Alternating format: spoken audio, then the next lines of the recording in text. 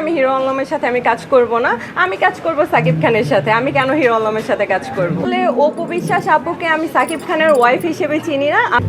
সামনে ঈদে হ্যাঁ আমার অনেকগুলো নাটক অলরেডি রোজার ঈদে এসেছে, আর হচ্ছে কোরবানি ঈদেও আসছে, আপনারা দেখবেন।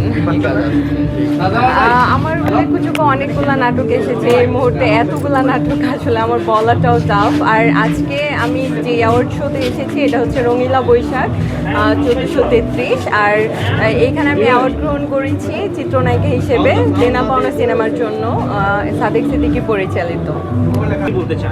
আচ্ছা, আমার ক্ষেত্রে যেটা মনে হয় নায়িকা মানিকে একজন আর্টিস্টের সব থেকে বড় গুণ হচ্ছে আর্ট। আর আমরা যদি আর্টটাকে ফুটিয়ে না তুলতে পারি তাহলে কোনো কিছুই আসলে যৌক্তিক হয় না আমার মতে।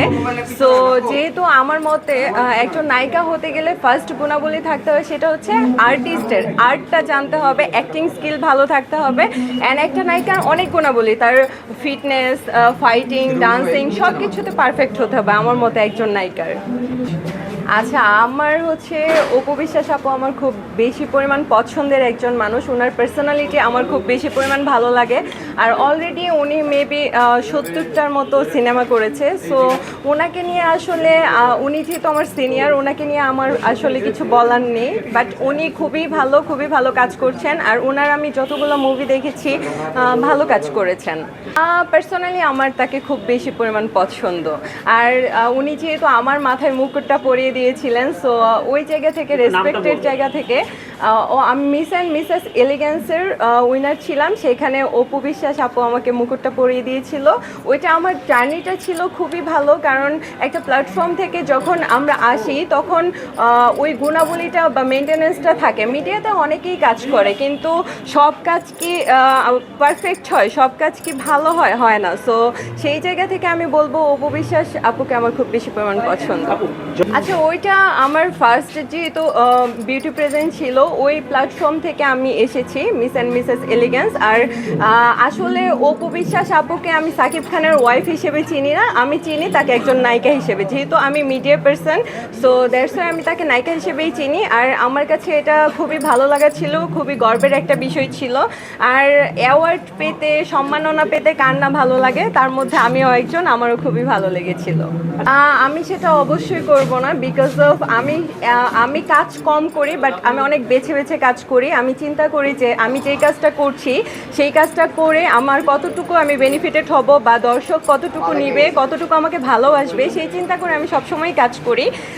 সো অবশ্যই আমি হিরো আলমের সাথে আমি কাজ করব না, আমি কাজ করব সাকিব খানের সাথে। আমি কেন হিরো আলমের সাথে কাজ করব?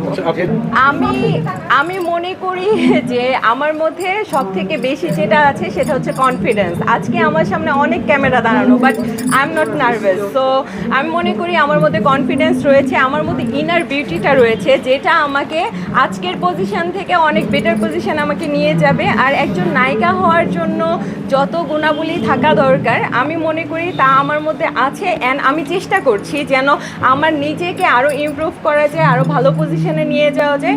অবশ্যই আমি ভালো অ্যাক্টিং করি, সো হোয়াই নট যে আমি ভালো কাজ করব না। অবশ্যই নায়িকা হওয়ার গুণাবলী আমার মধ্যে রয়েছে। আসলে ভাইরাল হচ্ছে দুই টাইপের হয় আমার মতে। ভাইরাল একটা হচ্ছে নেগেটিভ ভাইরাল, একটা হচ্ছে পজিটিভ ভাইরাল।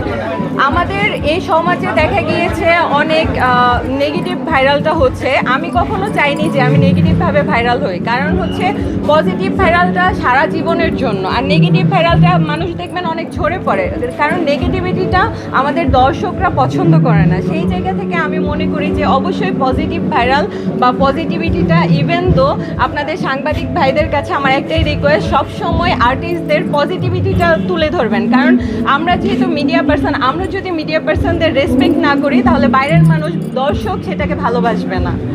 আসলে আমি পার্সোনালি কাউকে নিয়ে সমালোচনা করতে পছন্দ করি না, আমি সবসময় আলোচনাটাই পছন্দ করি। আর একটা মুভি করলে সে অবশ্যই নায়িকা, যেহেতু সে মুভি করেছে। কিন্তু অনেক আর্টিস্ট বা অনেকেই আছে এখন মিডিয়াতে আসে জাস্ট ছবি টবি তুলে ওরা মনে করে যে না আমি আজকে ভালো পজিশনে আছি, আমি নায়িকা। এটা হলে তো হবে না, কারণ আজকের আমরা যদি দেখি Rozina ma'am, Shabana ma'am, Babita ma'am, ওনারা কিন্তু নায়িকা হয়েছে অনেক পরিশ্রম করে, অনেক এফোর্ট দিয়ে। তো ওনারা কিন্তু অনেক মুভি করে আজকের নায়িকা, আর দর্শকরা কিন্তু তাদেরকে ভালোবাসছে অনেক। তো আমি মনে করি যে যেই আসুক, যেই বলুক না কেন, অবশ্যই একজন নায়িকার যে গুণাবলী প্লাস অনেক মুভি করার পর তাকে আর অহংকার কখনোই করা উচিত না। কারণ আমি একটা মুভি করে যে আমি মনে করব যে না আমি অনেক বড় সেলিব্রিটি হয়ে গেছি, না, আমার এখান থেকে অনেক কিছু শেখার আছে, আর আমি অনেক দূর পর্যন্ত যাব, আমি অনেক মুভি করব ইনশাল্লাহ। সাকিব খান যেহেতু মেগাস্টার, উনি ইন্ডাস্ট্রিতে আছেন 25 বছর, অনেক পরিশ্রম করে সাকিব খানের আজকের যে পজিশন, সাকিব খানের 25 বছর আগে কিন্তু এই পজিশন ছিল না। তো সবাই ছোট থেকে বড় হয়, এক লাফে কিন্তু উপরে ওঠা যায় না, ছোট থেকেই আস্তে আস্তে ধাপে ধাপে মানুষ বড় হয়। তো সাকিব খানও তার মধ্যে একজন ছিল। উনি দেখতে হ্যান্ডসাম, প্লাস ওনার যে ক্যারেক্টার ওইটা উনি খুব ভালো ফুটিয়ে তুলতে পারে, দ্যাটস ওয়াই। আর উনি অনেক পরিশ্রম করেছে, আমার জানা মতে উনি এত পরিশ্রম করেছে, এই জন্যই হয়তো আজকের সাকিব খান মেগাস্টার হতে পেরেছে। তো ওনার সাথে মুভি করার ইচ্ছা সবারই থাকে, যেহেতু সে মেগাস্টার।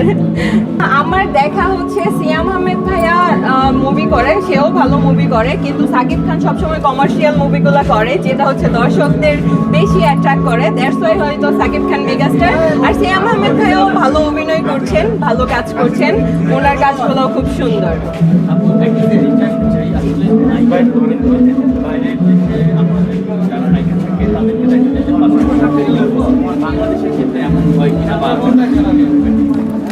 আমার কাছে মনে হয় আপনার কোশ্চেনটা আসলে এটা অনেকেই আমাকে করেছে।